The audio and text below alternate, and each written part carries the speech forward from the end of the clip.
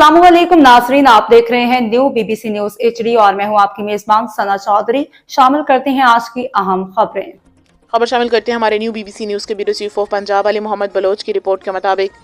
डेरा गाजी खान सखी सरवर लख दाता होटल के करीब डकैती की खूनी वारदात की वीडियो सोशल मीडिया पर वायरल। वीडियो में देख सकते हैं कि पहले हमले के बाद मुकामी नौजवानों ने एक डकैत को पकड़ लिया और काफी लोग जमा हो गए, मगर इसी अवस्था में बाकी दो डकैत वापस आए और अवाम पर अंधाधुंध फायरिंग कर दी और अपने साथी को छुड़वा कर फरार हो गए,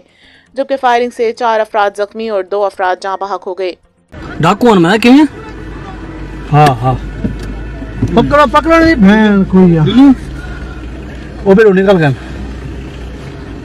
वो मैंने पने खड़न थे मैंने पने कितने वो बतन वो बेडूगी ये निट्टी कौन इधर हुई तलेरी वो खड़न थे पिस्तौल पकड़ी बना बस से होते आ गए